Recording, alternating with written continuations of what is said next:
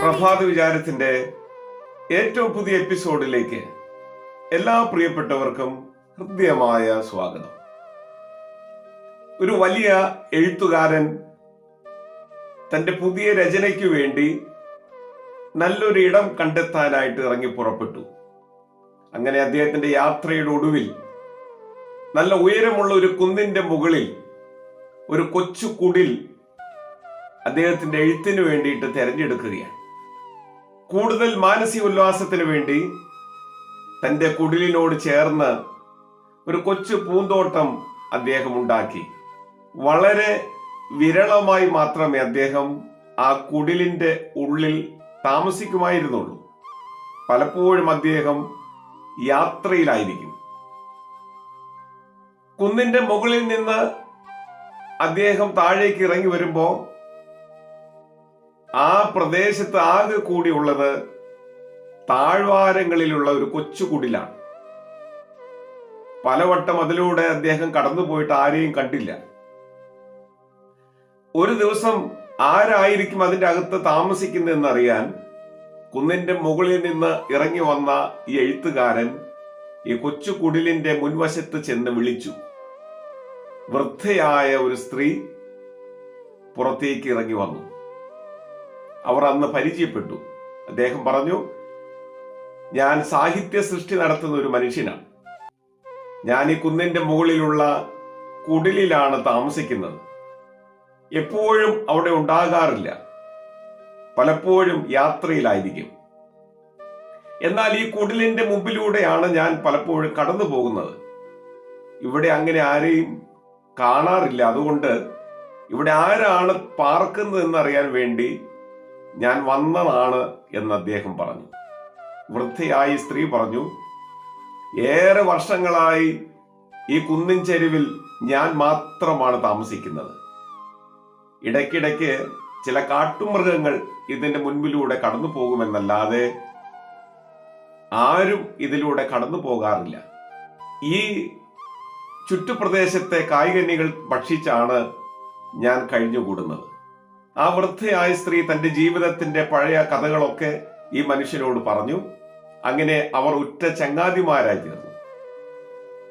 കുന്നിന്റെ മുകളിൽ നിന്ന് എഴുത്തുകാരൻ താഴ്വാരങ്ങളിലേക്ക് ഇറങ്ങി വരുമ്പോഴൊക്കെ ഈ വൃദ്ധയായ സ്ത്രീയെ കാണുകയും കുശലാന്വേഷണം നടത്തുകയും അദ്ദേഹം തന്റെ യാത്ര തുടരുകയും ചെയ്യും. അങ്ങനെ പതിവായി ഇവർ തമ്മിൽ കണ്ടപ്പോൾ വൃദ്ധയായ സ്ത്രീ പറഞ്ഞു, അങ്ങ് എപ്പോഴാണ് വീട്ടിലുണ്ടാവുക എന്ന് എനിക്കിപ്പോൾ നന്നായിട്ട് അറിയാൻ കഴിയും. അങ്ങ് ആ കുടിലിൽ രാത്രി സമയമുള്ളപ്പോൾ സന്ധ്യാനേരത്ത് തൂക്കുന്ന റാന്തൽ വിളക്ക് അങ്ങ് അവിടെയുണ്ട് എന്നുള്ളതിന്റെ സൂചനയാണ്.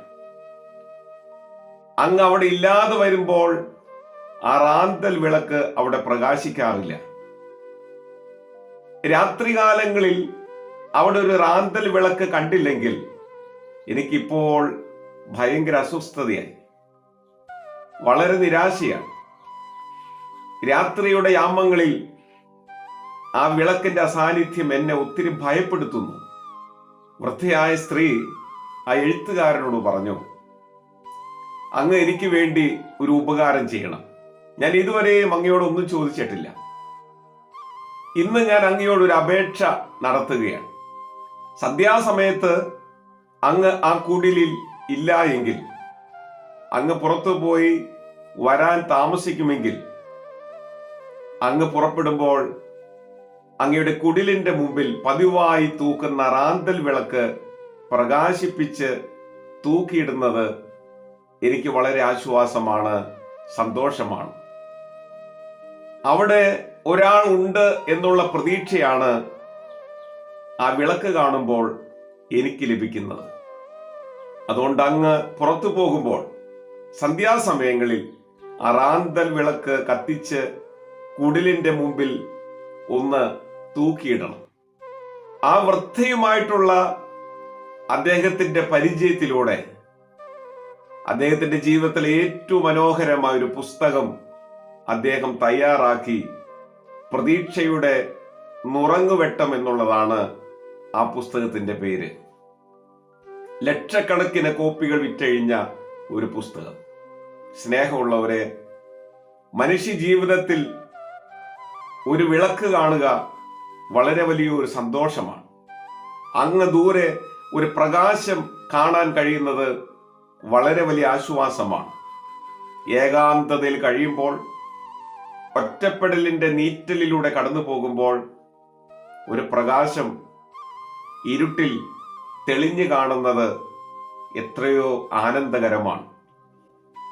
നമ്മുടെ ജീവിതങ്ങളൊക്കെ ഒന്നല്ലെങ്കിൽ മറ്റൊരു ആകുലത കൊണ്ട് നിറഞ്ഞതായിരിക്കാം. വേദനകളും ദുഃഖങ്ങളും സങ്കടങ്ങളും കൊണ്ട് കാർമേഘാവൃതമായിരിക്കാം നമ്മുടെ ജീവിതം. എന്നാൽ അതിൻ്റെ മധ്യേ ആശ്വാസത്തിൻ്റെ ഒരു കൈത്തിരി വെട്ടം കാണുവാൻ കഴിയുക ഏറ്റവും വലിയ ആനന്ദവും ആശ്വാസവുമാണ്. മറ്റുള്ളവരുടെ ജീവിതത്തിൽ ഒരു കൈത്തിരി വെട്ടമായിരിക്കാൻ നമുക്ക് സാധിക്കുമോ? ഏകാന്തതയുടെയും ഒറ്റപ്പെടലിന്റെയും ആത്മവിഹുലതയുടെയും മധ്യേ ആശ്വാസത്തിന്റെ ഒരു കൈത്തിരിവട്ടമായിരിക്കാൻ, ഒരു നുറുങ്ങുവെട്ടമായിരിക്കാൻ എനിക്ക് നിങ്ങൾക്ക് സാധിക്കുമെങ്കിൽ നമ്മുടെ ജീവിതത്തിലെ ഏറ്റവും വലിയ ധന്യതയാണ് നമുക്കും മറ്റുള്ളവർക്കും അത് സമ്മാനിക്കുന്നതെന്ന് നമുക്ക് തിരിച്ചറിയാം. ആ വൃദ്ധയായ സ്ത്രീ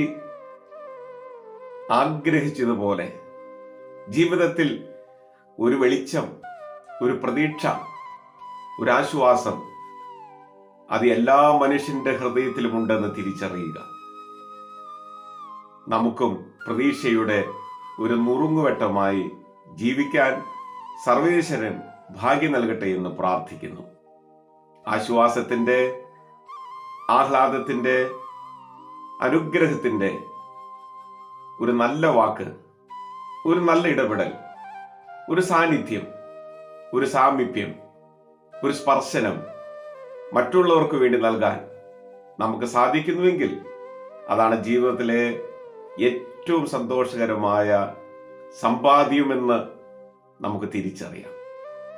എല്ലാ പ്രിയപ്പെട്ടവർക്കും മനോഹരമായ ഒരു പ്രഭാതകാലവും സന്തോഷവും ആഹ്ലാദവും പ്രതീക്ഷയും നിറഞ്ഞു നിൽക്കുന്ന ഒരു നല്ല ദിനവും ആശംസിക്കുന്നു.